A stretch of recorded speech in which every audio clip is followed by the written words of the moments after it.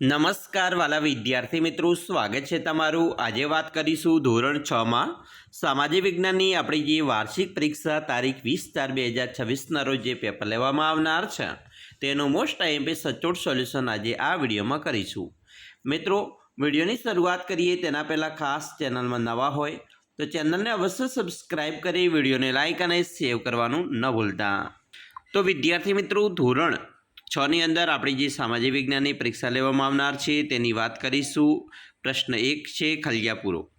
પહેલી ખલગ્યા છે, ભગવાન બુદ્ધે પોતાનો પ્રથમ ઉપદેશ ખલગ્યા સ્થળે આપ્યો હતો, તો અહીંયા આપણો જવાબ બનશે મિત્રો સારનાથ। 2, જૈન ધર્મના 24મા તીર્થંકર ખલગ્યા હતા, તો જવાબ બનશે મહાવીર સ્વામી। 3, ગૌતમ બુદ્ધના પિતાનું નામ ખલગ્યા હતું, તો શુદ્ધોધન। 4, મહાવીર સ્વામીનો જન્મ ખલગ્યા ગણરાજ્યમાં થયો હતો, તો ગુંડગ્રામમાં।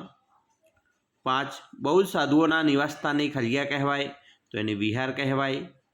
6, મહાવીર સ્વામીએ પંચમહાવ્રતમાં 5મું વ્રત ખલગ્યા ઉમેર્યું હતું, તો બ્રહ્મચર્યનું। 7, બુદ્ધ અને મહાવીર બંને પ્રાકૃત અને અર્ધમાગધી ભાષામાં ઉપલોક ઉપદેશ આપ્યો હતો। 8, જૈન ધર્મના પવિત્ર ગ્રંથોને આગમ ગ્રંથો કહેવામાં આવે છે।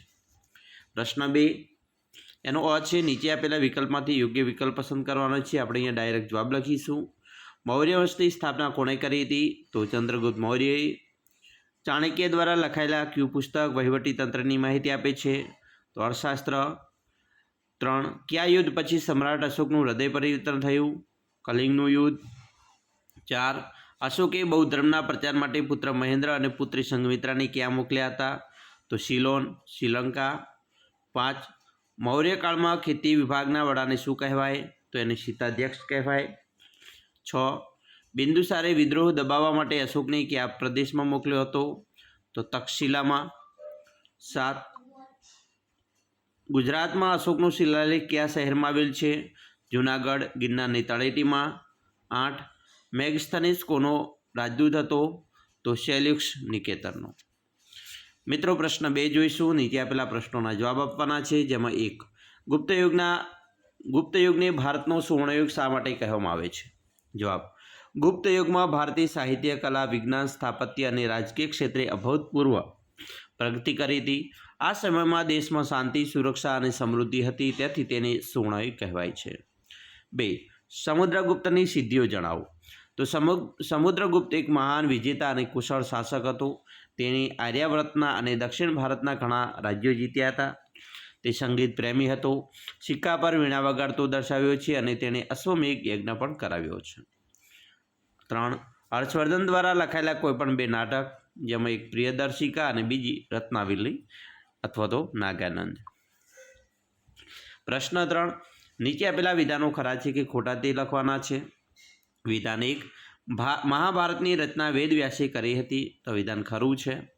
2, આર્યભટ્ટ શૂન્યની શોધ કરી હતી, તો આ વિધાન પણ ખરું છે। 3, અજંતાની ગુફાઓ માત્ર જૈન ધર્મ સાથે સંકળાયેલી છે, તો મિત્રો જૈન અને બૌદ્ધ બંને આવે એટલે આ વિધાન ખોટું છે, માત્ર જૈન ધર્મ ના આવે। 4, ફાહિયાન હર્ષવર્ધનના સમયમાં ભારત આવ્યો હતો, તો મિત્રો ફાહિયાન છે એ હર્ષવર્ધનના સમયમાં ભારત નહોતો આવ્યો, હર્ષવર્ધનના સમયમાં યુએન સ્વાંગ આવ્યો હતો। 5, વરામિહિર બૌદ્ધ સંહિતા નામનો ગ્રંથ લખ્યો હતો, તો ખરું વિધાન। 6, દક્ષિણ ભારતના સાહિત્યને સંગમ સાહિત્ય કહેવાય છે, તો આ વિધાન પણ ખરું છે। પ્રશ્ન મિત્રો 4, નીચે આપેલા પ્રશ્નોના જવાબ આપવાના છે, જેમાં 1, મથુરા કલા શૈલી વિશે 2-3 વાક્યો લખો। જવાબ, મથુરા કલા શૈલીમાં મુખ્યત્વે બુદ્ધની મૂર્તિઓનું નિર્માણ થયું હતું। આ શૈલીમાં પ્રથમ ભારતીય મૂર્તિકલાના દર્શન થાય છે। તે લાલ પથ્થરોનો ઉપયોગ કરીને મૂર્તિઓ બનાવવા માટે જાણીતી છે। 2, લોથલ બંદરની વિશેષતા શું હતી? તો મિત્રો લોથલ સિંધુ ખીણની સભ્યતાનું એક સમૃદ્ધ બંદર હતું। ત્યાં વહાણ લંગારવા માટે ધક્કો મળી આવ્યો છે, જે વિશ્વનું પ્રાચીનતમ એન્જિનિયરિંગનું ઉદાહરણ માનવામાં આવે છે। અહીંથી વિદેશી વ્યાપાર થતો હતો। 3, સ્તૂપ અને ચૈત્ય વચ્ચે તફાવત આપો અથવા જણાવો। તો મિત્રો સ્તૂપ એટલે ભગવાન બુદ્ધના દેહાવશેષોને એક પાત્રમાં રાખી તેના પર બનાવવામાં આવતી અંડાકાર ઇમારતને સ્તૂપ કહે છે। તે પૂજા કે પ્રાર્થનાનું પ્રતીક છે, જ્યારે ચૈત્ય બૌદ્ધ સાધુઓ માટેના પ્રાર્થના અને ઉપાસના હોલને ચૈત્ય કહેવામાં આવે છે, જેમાં સ્તૂપની આસપાસ પ્રદક્ષિણા પથ હોય છે. 4. પ્રાચીન ભારતમાં શિક્ષણનું મહત્ત્વ સમજાવો. પ્રાચીન ભારતમાં શિક્ષણનું ખૂબ મહત્ત્વ હતું. તક્ષશિલા, નાલંદા અને વલ્લભી જેવી વિશ્વવિદ્યાલયોમાં દેશ વિદેશના વિદ્યાર્થીઓ ભણવા આવતા. શિક્ષણમાં ધર્મ, દર્શન, વિજ્ઞાન અને યુદ્ધ કળા જેવા વિવિધ વિષયોનો સમાવેશ પણ થતો હતો. પ્રશ્ન મિત્રો 5 છે, એનો અ છે, ટૂંકમાં જવાબ આપવાનો છે, જેમાં એક સંકલ્પના છે ટાપુ.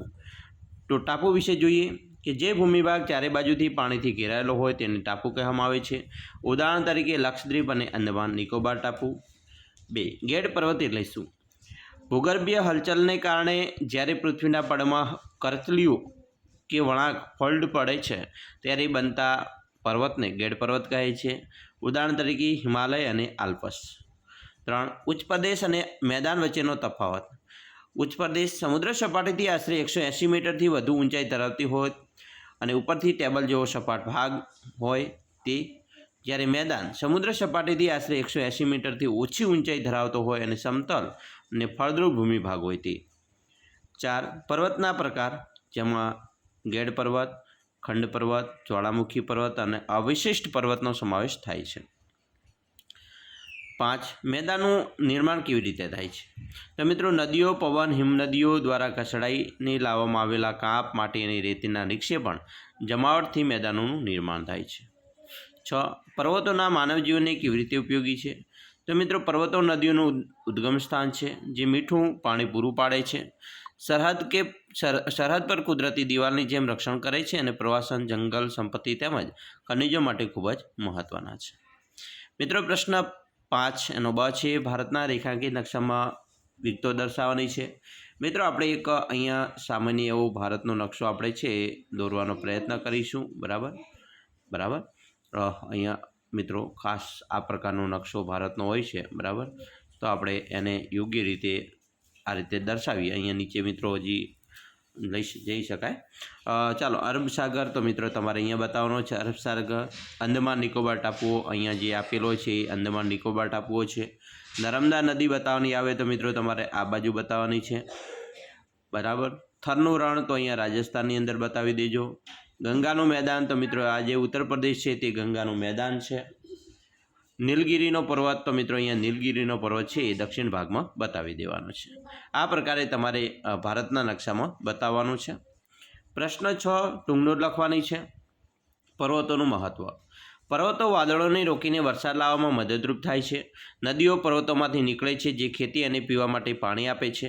પર્વતો પરની વનસ્પતિ અને પ્રાણીસૃષ્ટિ પર્યાવરણનું સંતુલન જાળવે છે. તે સાહસિક રમતો અને પ્રવાસન માટે ઉત્તમ કેન્દ્રો છે.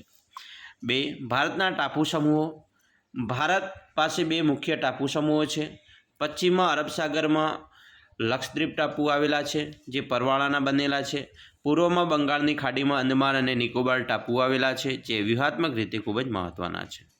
નકશાના અંગો, તો દિશા પ્રમાણમાં પણ રૂઢ સંજ્ઞા એ નકશાના અંગો છે. પ્રશ્ન 7 નીચે આપેલા પ્રશ્નોના મુદ્દાસર જવાબ આપવાના છે. અહીંયા મિત્રો તમારે જિલ્લા પંચાયતની રચનાને કાર્યો તૈયાર કરવાના છે. મહાનગરપાલિકાના આવકના સાધનો કયા કયા છે? સામાજિક ન્યાય સમિતિનું મહત્ત્વ, લોકશાહીમાં સ્થાનિક સ્વરાજ્યની સંસ્થાઓની ભૂમિકા. આ પ્રશ્નો ખાસ તૈયાર કરવા. પ્રશ્ન 8 છે, યોગ્ય જોડકા જોડવાના છે, જેમાં ગ્રામ પંચાયતના વહીવટી વડા તો તલાટી કમ મંત્રી આવે. નગરપાલિકાના વડાની વાત કરી છે તો પ્રમુખ. જિલ્લાના વહીવટી વડા કલેક્ટર આવે. ગ્રામસભાના અધ્યક્ષ સરપંચ હોય ને મહાનગરપાલિકાના વહીવટી વડા મ્યુનિસિપલ કમિશનર હોય. મિત્રો પ્રશ્ન 9 ઉપર જઈશું. નીચે આપેલા પ્રશ્નોના ટૂંકમાં ઉત્તર આપવાના છે, જેમાં પ્રશ્ન 1, શહેરમાં લોકો કયા કયા વ્યવસાય દ્વારા જીવન નિર્વાહ કરે છે? તો મિત્રો શહેરમાં લોકો નોકરી, વ્યાપાર, ઉદ્યોગમાં મજૂરી, છૂટક ફેરી, ગેરેજ ચલાવવું, ટ્રાન્સપોર્ટ અને વિવિધ સેવાકીય વ્યવસાયો જેમ કે ડૉક્ટર, વકીલ, એન્જિનિયર દ્વારા જીવન નિર્વાહ કરતા હોય છે. બીજું છે સંકલ્પના સમજાવો, સ્વરોજગાર. જ્યારે કોઈ વ્યક્તિ કોઈની નીચે નોકરી કરવાને બદલે પોતાનો નાનો મોટો વ્યવસાય કે ધંધો જાતે શરૂ કરે અને તેમાંથી પોતાની આજીવિકા મેળવે તો તેને સ્વરોજગાર કહેવાય છે, જેમ કે દરજી કામ, નાની દુકાન. 3. ખેત મજૂરોને વર્ષના કયા સમયે કામ મળતું નથી? જ્યારે મિત્રો ખેતરમાં વાવણી, નિંદામણ કે લણણીની સિઝન પૂરી થઈ જાય અને ખેતરમાં કંઈ નવું કામ ન હોય, ખાસ કરીને વરસાદ વગરના સમયમાં, ત્યારે ખેતમજૂરોને કામ મળતું નથી. 4. છૂટક વ્યાપારી અને જથ્થાબંધ વ્યાપારી વચ્ચેનો તફાવત. મિત્રો, જથ્થાબંધ વ્યાપારી જે સીધો ઉત્પાદક પાસેથી જ મોટા જથ્થામાં માલ ખરીદે છે અને નાના વ્યાપારીને વેચે છે, જ્યારે છૂટક વ્યાપારી જે જથ્થાબંધ વ્યાપારી પાસેથી માલ ખરીદીને સીધો ગ્રાહકોને તેમની જરૂરિયાત મુજબ વેચે છે. 5. પશુપાલન જીવન નિર્વાહમાં કેવી રીતે મદદરૂપ થાય છે? પશુપાલન મિત્રો દ્વારા દૂધ, દહીં, ઘી જેવી ડેરી પેદાશો વેચીને આવક મેળવી શકાય છે. આ ઉપરાંત પશુઓને છાણ ખાતર તરીકે ખેતીકામમાં પણ ઉપયોગી થાય છે, જે ગ્રામીણ અર્થતંત્રનો મોટો આધાર છે. 6. તમારા ગામમાં થતી મુખ્ય આર્થિક પ્રવૃત્તિઓ કઈ કઈ છે? તો મિત્રો, સામાન્ય રીતે ગામડાઓમાં મુખ્ય આર્થિક પ્રવૃત્તિઓમાં ખેતી, પશુપાલન, હીરા કસવાનું કામ અને નાનો વેપાર હોય છે. અહીંયા તમારા ગામમાં થતી આર્થિક પ્રવૃત્તિ છે એ તમારે લખવાનું હોય છે. મોસ્ટ ઓફલી ખેતી અને પશુપાલન તો હોય છે, નાના વેપાર પણ થતા હોય છે. આના સિવાય બીજું થતું હોય તો લખી શકો છો. તો વિદ્યાર્થી મિત્રો, આવી રીતે તમારું પ્રશ્નપત્ર પૂછી શકશે. અમે આશા રાખીએ છીએ તમને આપણા વિડીયો ખૂબ જ ઉપયોગી નીવડશે. અને ખાસ મિત્રો, વિડીયો ગમે હોય તો લાઇક, શેર અને સબસ્ક્રાઈબ કરવાનો પણ ન ભૂલતા.